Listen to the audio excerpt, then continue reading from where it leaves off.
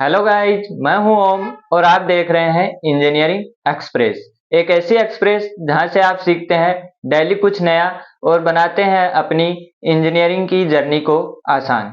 तो गाइज, पिछले वीडियो में हमने क्या देखा था? पिछले वीडियो में हमने क्वेश्चन किए थे और न्यूटन्स लॉ ऑफ विस्कोसिटी देखा था। यहाँ तक हमने सारी बातें कर ली थी और उम्मीद करता हूँ यहाँ तक आपको सारी चीजें समझ में भी आई होंगी। आज के वीडियो में हम बात करने वाले हैं टाइप्स ऑफ फ्लूइड की, और दूसरा हम बात करेंगे कैविटेशन और वेपर प्रेशर की। ठीक है, तो ये दो टॉपिक आज हम कवर करने वाले हैं। दोनों छोटे छोटे टॉपिक हैं, लेकिन आपको जान के मजा आएगा। कई बार इनसे छोटे क्वेश्चन बहुत बार पूछे जाते हैं। ये बेसिक नॉलेज वाली बातें हैं, तो ये चीजें आपको पता होनी चाहिए। तो चलिए करते हैं शुरुआत।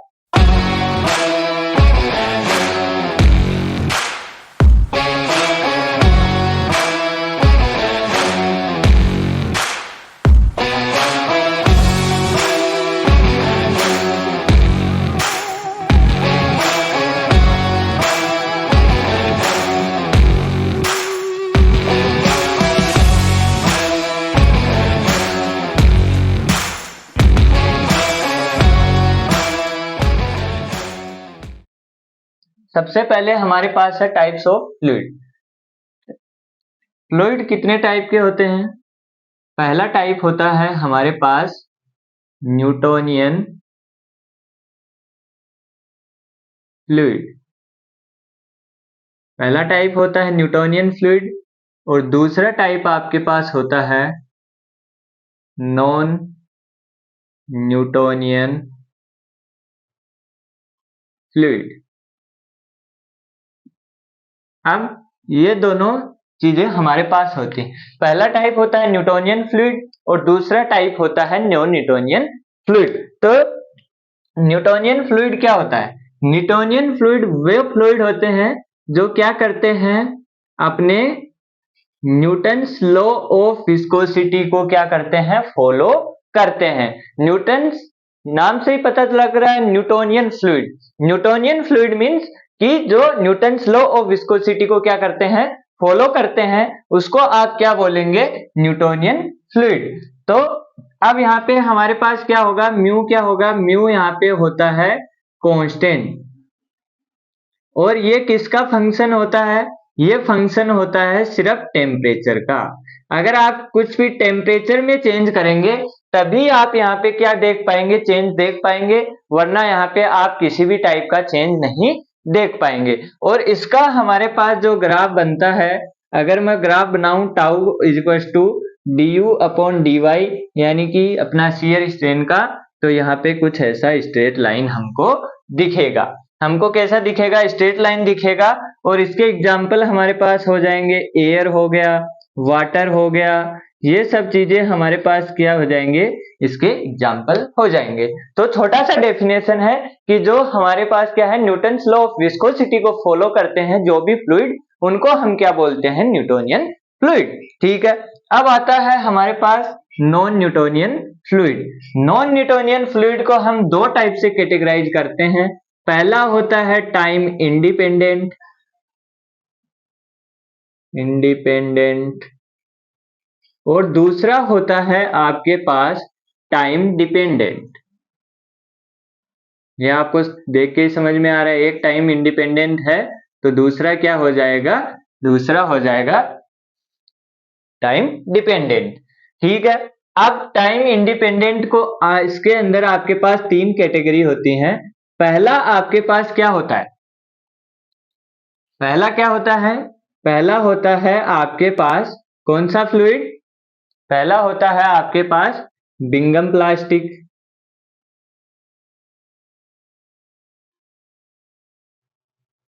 दूसरा क्या होता है, पी सूडो प्लास्टिक।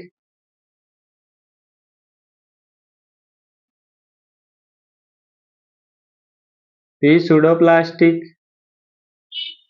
और तीसरा आपके पास क्या होता है, तीसरा आपके पास होता है डाई लेटेंट प्लास्टिक, या फिर फ्लूइड बोलो, प्लास्टिक बोलो, क्योंकि ये क्या करते हैं, प्लास्टिक की तरह बिहेव करते हैं। और टाइम डिपेंडेंट में आपके पास क्या होता है, थिक्सो ट्रोपिक और रिहोपेक्टिक। ठीक है, अब नॉन न्यूटोनियन फ्लूइड पहले होते क्या है ये चीज समझो। नॉन न्यूटोनियन फ्लूइड क्या होगा, यहाँ पे न्यूटोनियन है मतलब वो क्या कर रहा है, न्यूटन्स लॉ ऑफ विस्कोसिटी को फॉलो कर रहा है। तो नॉन न्यूटोनियन है इसका मतलब ये क्या नहीं करेंगे, न्यूटन्स लॉ ऑफ विस्कोसिटी को क्या नहीं करेंगे, फॉलो नहीं करेंगे। क्या नहीं करेंगे, न्यूटन्स लॉ ऑफ विस्कोसिटी को फॉलो नहीं करेंगे।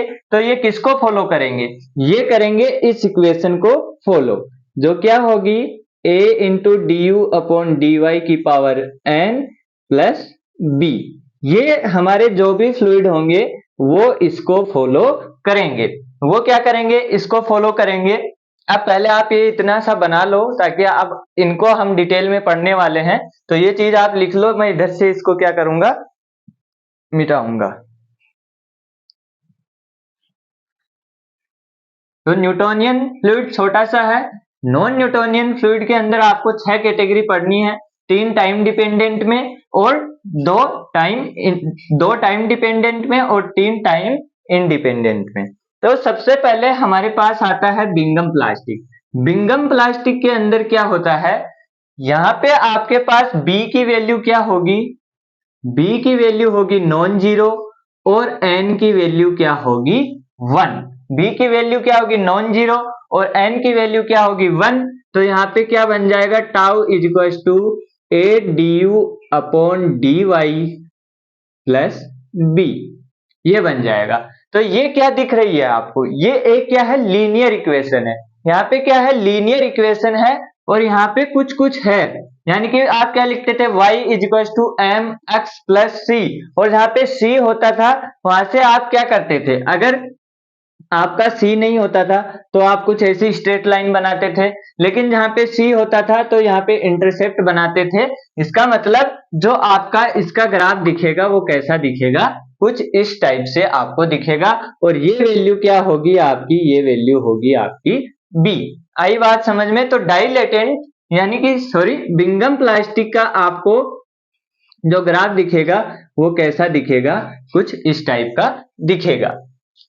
यानी कि ये प्लास्टिक क्या करेंगे, जब आप इनको छोड़ दोगे तो ये क्या करेंगे, अपने आप से फ्लो नहीं करेंगे। इनके ऊपर आपको क्या करना पड़ेगा, फ्लो करवाने के लिए पहले थोड़ा सा फोर्स लगाना पड़ेगा। और इसके एग्जाम्पल क्या क्या हो जाएंगे, इसके एग्जाम्पल हो जाएंगे आपके पास केचप, केचप हो गया, और दूसरा क्या हो जाएगा, टूथपेस्ट।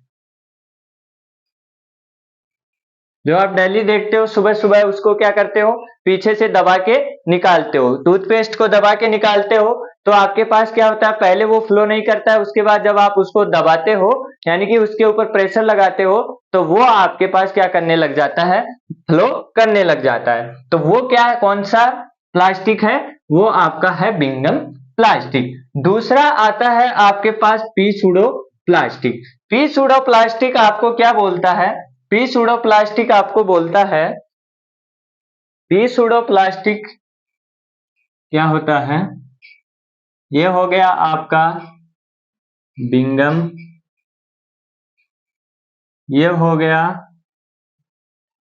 P pseudo plastic. यहाँ पे भी आपकी इक्वेशन क्या रहेगी, इक्वेशन वही रहेगी, A D U upon D Y की पावर n प्लस बी। यहाँ पे आपका क्या होगा, b इज इक्वल टू क्या होगा, 0 होगा, और n क्या होगा, n लेस देन 1। ये वाली चीज आपको याद रखनी है। अगर ये वाली कंडीशंस आपको सारी याद हैं तो आप सब चीज सीख जाओगे। बाकी आपको यहाँ पे कुछ याद करने का है नहीं, सिर्फ ये इक्वेशन याद रखना। और ये इक्वेशन क्या है, ये आपके न्यूटन्स लॉ ऑफ विस्कोसिटी है। ये आपकी क्या है, न्यूटन्स लॉ ऑफ विस्कोसिटी है। अगर इसको ध्यान से देखोगे तो ये क्या लिखा हुआ, D U upon D Y की power n plus B. B को क्या कर दो, 0 कर दो, n को क्या कर दो, 1 कर दो, a को क्या कर दो, म्यू कर दो। तो क्या बन के आएगा, tau is equal to mu D U upon D Y. यही बन के आएगा जो आपका क्या था, न्यूटन्स लॉ ऑफ विस्कोसिटी था। तो ये सारी कंडीशन, ये जो न्यूटन्स लॉ ऑफ विस्कोसिटी है वो क्या है, वो इस इक्वेशन की एक कंडीशन है कि जहां पे क्या होगा, n 1 होगा, b 0 होगा और a क्या होगा, म्यू होगा। ये वाली कंडीशन किसने बताई थी? न्यूटन ने बता दी थी, तो उसका नाम क्या हो गया? Newton's law of viscosity. तो इस इक्वेशन की वो एक क्या है? कंडीशन है। तो ये सारी कंडीशंस अगर आपको याद रह गई तो आप सारी चीजें कर लोगे। तो टाउ इज इक्वल्स टू क्या हो गया? ए du अपॉन dy की पावर n-1 और du अपॉन dy, इसको आप ऐसे लिख सकते हैं। प्लस b है तो वो क्या हो गया? 0 हो गया। अब यहाँ पे ये वाली टर्म क्या है? ये वाली टर्म क्या थी? Tau is equal to mu du upon dy था। तो ये बेसिकली क्या कर रही है? म्यू को रिप्रेजेंट कर रही है, जिसको हम नाम देंगे म्यू अपरेंट। यानी कि ये हमारा क्या, इसको म्यू तो बोल नहीं सकते, तो इसको हम क्या बोलेंगे? Mu apparent. अब आप सोचो, अगर n की वैल्यू क्या है? लेस देन 1 है। अगर n की वैल्यू लेस देन 1 है, यानी कि अगर ये 1 से छोटा है तो ओवरऑल वैल्यू क्या होगी? आगे -1 है, ये माइनस पहले ही 1 से छोटा है, तो ओवरऑल वैल्यू क्या होगी? डिक्रीज करेगी। इसका मतलब आपका अपरेंट क्या करेगा? म्यू अपरेंट डिक्रीज करेगा। यानी कि आपकी विस्कोसिटी है वो क्या होगी? डिक्रीज होगी। और जैसे ही विस्कोसिटी डिक्रीज होगी, इसका मतलब आपका फ्लूइड क्या करेगा? जल्दी फ्लो करेगा। तो इसके एग्जाम्पल क्या होंगे? इसके एग्जाम्पल आपके पास क्या क्या आ जाएंगे? सोचो जरा, इसके एग्जाम्पल क्या होंगे? कोई ऐसी चीज जहां पे आपके क्या है? विस्कोसिटी कम हो रही है, किसके साथ? du अपॉन dy के साथ। तो वो वाली चीजें क्या होंगी? इसका ग्राफ दिखेगा कुछ ऐसा, ये कुछ इस टाइप का इसका क्या दिखेगा? ग्राफ दिखेगा।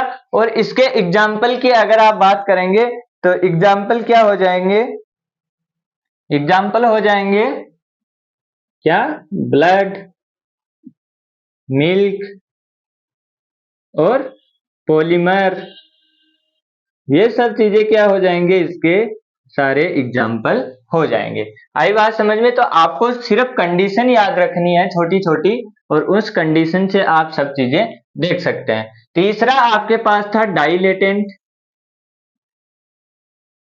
डाइलेटेंट क्या होता है? डाइलेटेंट में जस्ट इसका उल्टा होगा, यानी कि B क्या होगा? B इक्वल टू 0 होगा, लेकिन N क्या होगा?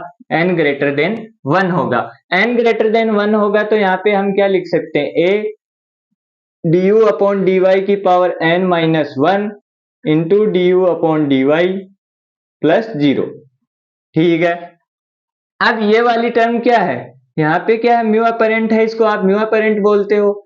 n-1, यहाँ पे n क्या है? ग्रेटर देन 1 है, यानी कि ये वैल्यू हमेशा क्या आएगी? पॉजिटिव आएगी। और जैसे जैसे आप n को बढ़ाएंगे, अपरेंट क्या हो जाएगा? बढ़ने लग जाएगा। इसका मतलब आपकी विस्कोसिटी क्या होगी? बढ़ेगी। और विस्कोसिटी बढ़ेगी तो इसका ग्राफ कुछ ऐसा बनाई देगा। ऐसा बनेगा तो हमारे पास क्या होगा? इसके एग्जाम्पल होंगे, आप क्या करो? शुगर को वाटर में डाल दो। शुगर को वाटर में डालते जाओ, डालते जाओ, डालते जाओ, वो क्या होता जाएगा? ठीक होता जाएगा। और अगर आप क्या करेंगे? सैंड को भी वाटर में घोलेंगे तो क्या हो जाएगा? तो भी वो ठीक होता जाएगा। तो ये तीनों हो गए हमारे पी सूडो, डाइलेटेंट और बिंगम प्लास्टिक। अब अगले प्लास्टिक की बारी आती है, जो है हमारे पास थिक्सोट्रोपिक।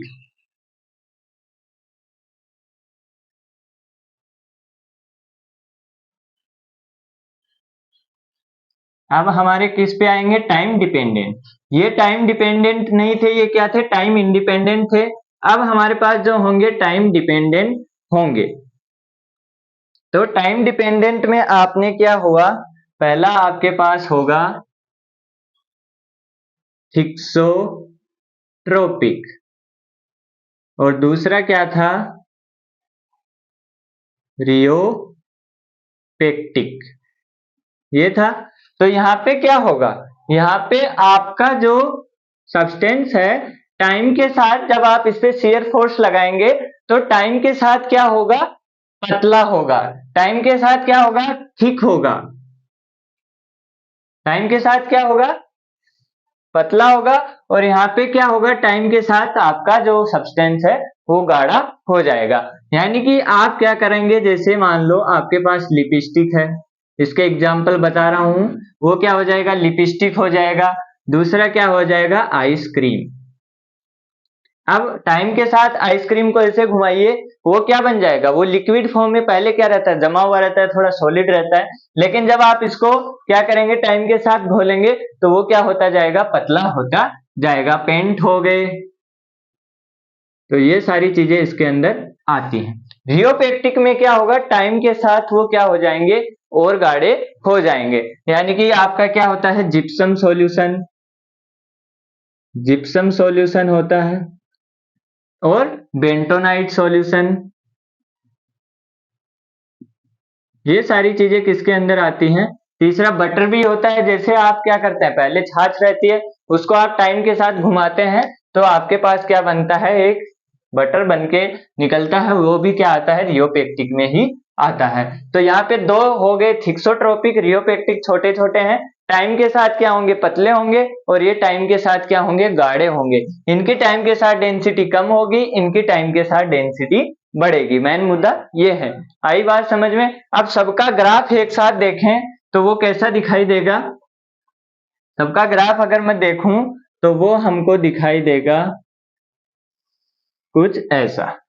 ये नहीं बनेंगे इस ग्राफ में, क्योंकि ये हमारा ग्राफ किसके बीच है, tau and D U upon D Y, और ये किस पे डिपेंड करते हैं, टाइम पे डिपेंड करते हैं। तो सबसे पहले हमारे पास क्या था, ये था न्यूटोनियन फ्लूइड, ये था न्यूटोनियन फ्लूइड, और ये था हमारे पास क्या, डाइलेटेंट, ये था हमारे पास डाइलेटेंट, ये क्या था, ये था हमारे पास पी सूडो, और ये था हमारे पास बिंगम। और जो रियल होता है उसका हमको कुछ ऐसा टाइप का दिखाई देता है। तो ये आपका पूरा क्या है, सिनेरियो है। ये किसका हो गया, न्यूटोनियन फ्लूइड, डाइलेटेंट का, पी सूडो का, बिंगम का। कुछ बार कई बार हमको ऐसे ग्राफ दे देता है, ये नाम नहीं देगा और पूछ लेगा ये वाला ग्राफ किसका है, ये वाला ग्राफ किसका है, ये वाला ग्राफ किसका है। तो आपको ग्राफ भी पता होना चाहिए कि, और आपको पता लग ही रहा है यहाँ पे n ग्रेटर देन 1 है, यानी कि आपका स्लोप बढ़ेगा, n माइनस 1 है यानी कि स्लोप घटेगा, n लेस देन है तो स्लोप घटेगा। यहाँ पे क्या था, n इक्वल टू 1 था तो y बराबर mx था, तो ये क्या है, न्यूटोनियन लाइन। और यहाँ पे आपके पास जो इंटरसेप्ट था उसके कारण आपकी ये वाली स्ट्रेट लाइन यहाँ से बनना चालू होगी।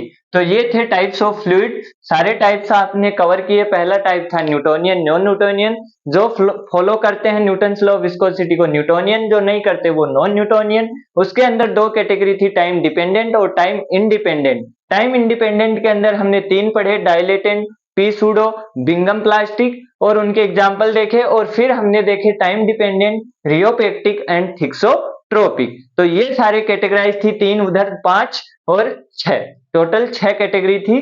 तो आपको ये 6 डेफिनेशन और उनके कम से कम 1 या 2 एग्जाम्पल आपको याद होने चाहिए। अब हम देखते हैं वेपर प्रेशर और कैविटेशन।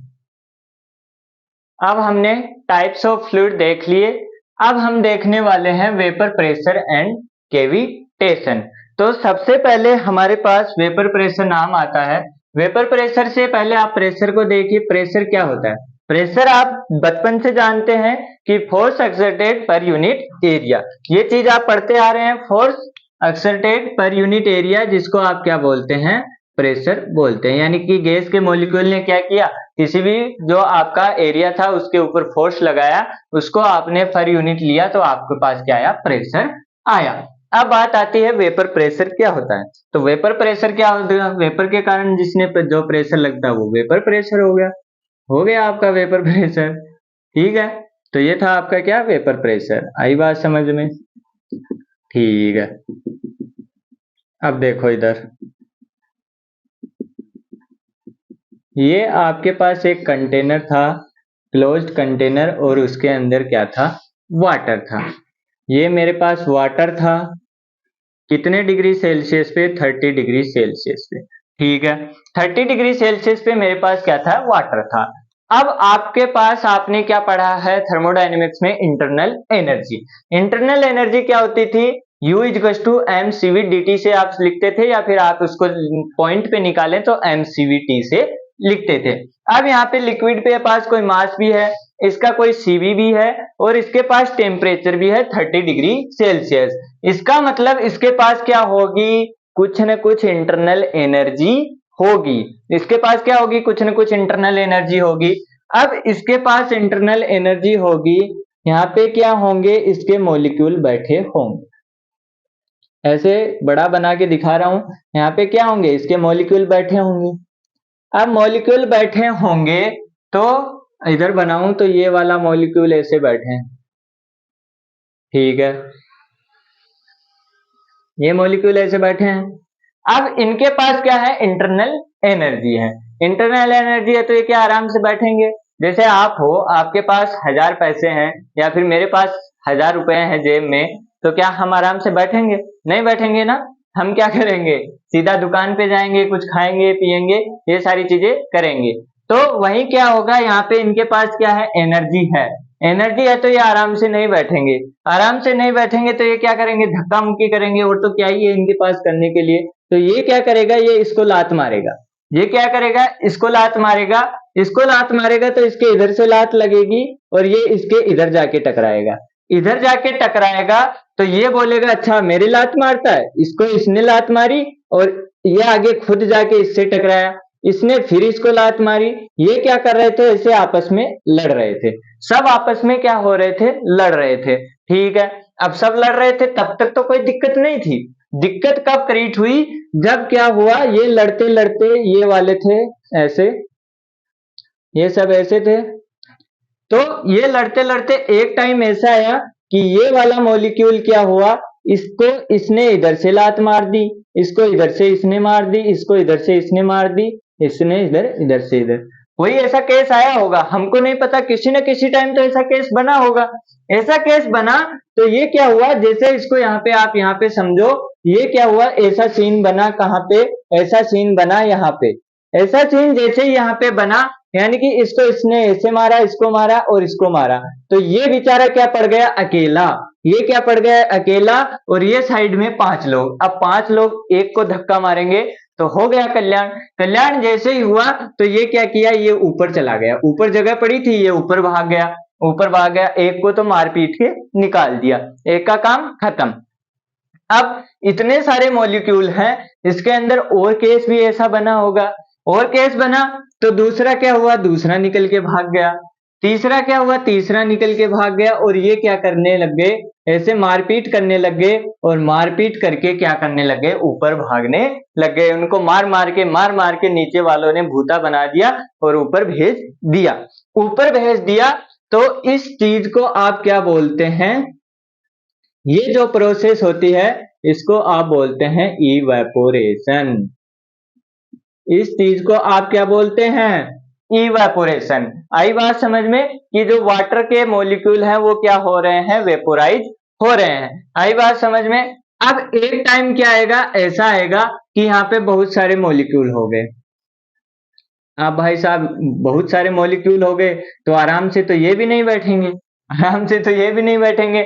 इन्होंने भी क्या कर दी, लड़ाई शुरू कर दी। इन्होंने ऊपर लड़ाई शुरू कर दी। अब एक टाइम ऐसा आया कि यहाँ पे इन्होंने नीचे से एक को मार के भेजा, तो यहाँ पे क्या बन गई, अब 2 पार्टियां बन गई। एक तो गैस वाली पार्टी बन गई, एक लिक्विड वाली पार्टी बन गई। अब दोनों क्या होंगे, बराबर बराबर, लगभग बराबर नहीं है, लेकिन इनके पास भी खूब सारी सेना हो गई, इसके पास भी खूब सारी सेना थी। तो दोनों ने सोचा आज हम मुकाबला करते हैं। मुकाबला किया तो इन्होंने क्या किया, इधर से एक को पीट के भेजा, तो इन्होंने भी एक को इधर भेज दिया, एक को इधर भेजा। फिर इन्होंने क्या किया, इन्होंने 2 को एक साथ भेजा, तो इन्होंने क्या किया, 2 को एक साथ भेज दिया। यानी कि क्या हो रहा था, ये इधर से जितना ऊपर भेज रहे थे वो क्या कर रहे थे, वापस नीचे पानी में उतने को ही नीचे भेज दे रहे थे। इधर से 2 भेजो, वो 2 वापस, इधर से 5 भेजो, वो 5 नीचे, इधर से 10 भेजो, उधर से 10 नीचे। ऐसी कंडीशन जब आई उसको हम क्या बोलते हैं, सेचुरेशन। सेचुरेशन, ये वाली कंडीशन क्या होती है, सेचुरेशन कंडीशन। और इस प्रेशर को क्या बोलते हैं, PVS, P saturation, saturation pressure. अब क्या होता है, इस सेचुरेशन आने से पहले भी क्या थे, यहाँ पे वेपर थे, वेपर थे। वेपर अब भी है, लेकिन अब वाली कंडीशन क्या है, पी सेचुरेशन, तो उसको एक अलग नाम दे दिया पी सेचुरेशन, और उस प्रेशर को भी अलग नाम दे दिया। पहले वेपर थे वो भी क्या कर रहे थे, कुछ न कुछ क्या लगा रहे थे, यहाँ पे फोर्स लगा रहे थे, फोर्स लगा रहे थे, इसका मतलब यहाँ पे क्या था, प्रेशर था, प्रेशर था, उस प्रेशर को क्या बोला गया, पीवी, यानी कि आपका वेपर प्रेशर, वेपर प्रेशर। आई बात समझ में, आई बात समझ में, वेपर प्रेशर, ठीक है। तो उसको क्या बोला गया, वेपर प्रेशर। और ये इवेपोरेशन होता है वो कब तक होता है, जब आपका पीवी क्या हो, लेस देन हो पीवीएस से, तभी तो होगा ना। अब तो मतलब सेचुरेशन आ गया, अब तो काहे का वेपोरेशन, इवेपोरेशन, इधर से भेजो उधर से नीचे आ रहा है, उधर से भेजो वापस उतने नीचे आ रहे हैं, अब तो कोई और वेपोरेशन नहीं हो रहा। इवेपोरेशन जो होना था वो हो चुका, कब तक, जब तक हमारा पीवी क्या था, पीवीएस से लेस देन था। जैसे ही पीवी किसके बराबर आया, पीवीएस के यानी सेचुरेशन के, तो ये वाला काम क्या हो गया, रुक गया, मतलब क्या हो गया, इक्विलिब्रियम स्टेबल हो गया, पीवी इक्वल्स टू पीवीएस हो गया। और जैसे ही पीवी इक्वल्स टू पीवीएस हुआ तो अब और इवेपोरेशन नहीं हो रहा, वो जो इवेपोरेशन हो रहा है लेकिन दिख नहीं रहा है, बात ये है। तो इसका मतलब क्या है, हम क्या बोलेंगे, अब और इवेपोरेशन नहीं होना, जितने मॉलिक्यूल थे वो इवेपोरेट हो गए जितने होने थे। आई बात समझ में। ये जैसे ही इवेपोरेशन नाम आता है, काफी लोगों के मन में आता है इवेपोरेशन कहाँ होता है, कपड़े सुखाते हैं तब होता है, मटके में होता है। मटके में होता क्या है वो चीज देखो, जैसे ये मटका था, ये मटका था, इसके अंदर आपने क्या डाला था, 40 डिग्री सेंटीग्रेड का वाटर डाल दिया, मान लो 40 डिग्री सेंटीग्रेड का वाटर डाला, तो यहाँ पे क्या होते हैं, इसके अंदर छोटे छोटे छोटे छोटे होल होते हैं, छोटे छोटे होल होते हैं, तो उसके अंदर से क्या होता है, पानी बाहर आया, पानी बाहर आया, और इस पानी 40 सेंटीग्रेड पानी के पास क्या थी, एनर्जी थी, एनर्जी थी, तो इसने क्या किया, वाटर को इवेपोरेट करना चालू कर दिया, इवेपोरेशन क्या कर दिया इसने, चालू कर दिया, यानी कि अपने मॉलिक्यूल बाहर भेजना चालू कर दिए। अब यहाँ पे तो ऐसा केस है नहीं कि, यहाँ पे ऐसा केस नहीं है कि क्लोज है वापस आ जाएंगे, ऐसा तो होगा नहीं, वो मॉलिक्यूल क्या चले जाते हैं, एनवायरमेंट में चले जाते हैं। लेकिन क्या होता है जब आप क्या करते हैं, मान लो आपने क्या की, कुश्ती की, 2-4 घंटे बढ़िया कुश्ती की, कुश्ती की तो आप चाहे कितना भी खाना खाए हुए होंगे थकेंगे, चाहे आप कितने भी बढ़िया बॉडी बिल्डर हो थकेंगे। वैसे ही क्या होगा, जब ये लड़ाई करेंगे, लड़ाई करेंगे, इनको पीट पीट के बाहर निकालेंगे, तो इसकी एनर्जी क्या हो जाएगी, कम हो जाएगी, यानी इंटरनल एनर्जी क्या हो जाएगी, डाउन हो जाएगी। और इंटरनल एनर्जी हमारी क्या होती है, MCVT। और एक ऐसा टर्म है जो क्या होगा, कम होगा तो इंटरनल एनर्जी कम होगी, यानी कि जब टेम्परेचर कम हुआ तभी हमारी इंटरनल एनर्जी कम होगी, और ये टेम्परेचर हमारा क्या आ जाएगा, नीचे आ जाएगा। अगर आपने मटका हकीकत में देखा है तो ये मटका होता है, मान लो जैसे ये मटका होता है, ये मटका होता है, तो अगर इसके अंदर आप यहां तक पानी डालेंगे तो 2-4 घंटे के बाद आप देखेंगे वो पानी क्या हो जाएगा, उसका लेवल अपने आप कम आ जाएगा, उससे आप पानी ना निकालोगे तो पानी क्या हो जाएगा, कम हो जाएगा, क्योंकि पानी क्या हो चुका है, इवेपोरेट हो चुका है। इसका मतलब क्या हुआ, इवेपोरेशन हुआ है, और इवेपोरेशन हुआ तो वो पानी क्या चला गया, आपका बाहर उड़ के चला गया। आई बात समझ में। तो हमारे पास यहाँ पे क्या होता है, इसको आप क्या बोलते हो, इवेपोरेशन बोलते हो, क्या बोलते हो, इवेपोरेशन। यानी कि यहाँ पे क्या हो गया, आपका पानी का लेवल कम हो गया, और वो पानी क्या हो गया, एनवायरमेंट में उड़ गया, ठीक है। अब बात आती है कैविटेशन की। कैविटेशन क्या होता है, कैविटेशन क्या होता है, जब मान लो आपके ये क्या था, कोई पाइप था, ये पाइप था, और इसके अंदर क्या कर रहा था, फ्लूइड आपका क्या कर रहा था, फ्लो कर रहा था, फ्लूइड क्या कर रहा था, फ्लो कर रहा था। अब कोई टाइम ऐसा आया कि यहाँ पे मान लो इस फ्लूइड का जो प्रेशर है वो क्या हो गया, वेपोरेशन, वेपर प्रेशर से कम हो गया, वेपर प्रेशर से जैसे ही कम हुआ, यहाँ पे क्या होना चालू हो गए, बबल फॉर्म होना चालू हो गए, बबल फॉर्म होना चालू हो गए। अब ये बबल क्या रहेंगे, हमेशा तो बने नहीं रहेंगे, हमेशा नहीं बने रहेंगे, इसका मतलब क्या होगा, ये कभी ना कभी फटेंगे, और ये जैसे ही फटते हैं ये क्या करते हैं, एक शॉक वेव जनरेट करते हैं। जैसे ऐसे समझो कि हमारे पास ये क्या था, ये कोई कांच का रूम है, इसके अंदर आपने क्या रखा, एटम बम रखा, यानी कि ग्रीन बॉम्ब रखा, और उसको आपने जला के चारों तरफ से इसको बंद कर दिया। अब ये अंदर फटेगा तो क्या होगा, ये शॉक वेव क्या करता है, जनरेट करेगा, और जनरेट करेगा तो क्या होगा, उन शॉक वेव को निकलने के लिए क्या होगा, कोई जगह चाहिएगी, और जगह चाहिएगी तो ये क्या करेगा, शीशा को तोड़ देगा। सेम वैसे ही क्या होगा, ये बबल है, अब 1 किलोमीटर 2 किलोमीटर लंबा पाइप है, उसके अंदर ऐसा तो है नहीं कि शॉक वेव जनरेट हुई और वो 1 किलोमीटर बाहर जाके निकल रही है, ऐसा तो होगा नहीं। वो अपने आसपास क्या करेगी, जगह ढूंढेगी और निकलने की कोशिश करेगी। जैसे ही वो निकलने की कोशिश करेगी तो वो यहाँ पे उसको जगह नहीं मिलेगी और वो क्या करेगी, आपके पाइप को डैमेज करेगी, और उस डैमेज को आप क्या बोलते हो, केविटेशन। आई बात समझ में? यानी कि ये क्या होगा, इसको जब बबल फटेगा तो शॉक वेव जनरेट होगी और आपका पाइप क्या होगा, डैमेज होगा। और ये कैविटेशन इतनी बड़ी समस्या है, अगर लॉन्ग टाइम हुई तो अच्छी से अच्छी चीज को अपने ठिकाने लगा सकती है। यानी कि आपने ध्यान नहीं दिया, कोई बहुत महंगी चीज है, करोड़ों रुपए की जो आपकी चीज है, सिस्टम है, उसके अंदर आपका क्या हो रहा है, फ्लूइड फ्लो हो रहा है, और वहां पे अगर कैविटेशन हो रहा है और आपने ध्यान नहीं दिया तो ये करोड़ रुपए को बर्बाद कर सकती है। आई बात समझ में? तो ये है हमारे पास कैविटेशन। ठीक है, कैविटेशन हो गया। तो ये चीज हमारे पास वेपर प्रेशर और कैविटेशन। वेपर प्रेशर, कैविटेशन क्या है, डायरेक्टली है, अगर आपका प्रेशर क्या है, लेस देन है किससे, वेपर प्रेशर से, तो आपका कैविटेशन होगा। अगर कैविटेशन से आपको बचना है तो आपको लिक्विड का प्रेशर किससे ज्यादा रखना होगा, पी वेपर प्रेशर से। वेपर प्रेशर से आपको हमेशा ज्यादा प्रेशर रखना होगा अपने लिक्विड का, तभी आप कैविटेशन से बच पाएंगे। जैसे आपने घरों में मोटरें लगा रखी होंगी, पानी को ऊपर चढ़ाने के, अगर कभी खराब हो तो ठीक कराने जाओ तो वहां पे आप छोटा मोटे लेवल का क्या कर सकते हो, कैविटेशन देख सकते हो, और यहाँ पे आप साइड में फोटो में भी देख सकते हो कि जो कैविटेशन है वो आपको किस टाइप का दिखाई देता है। आई बात समझ में? तो ये थी हमारी सारी बातें। पहले हमने देखे टाइप्स ऑफ फ्लूइड, जहां पे हमने 6 कैटेगरी देखी, और फिर हमने देखा वेपर प्रेशर और कैविटेशन।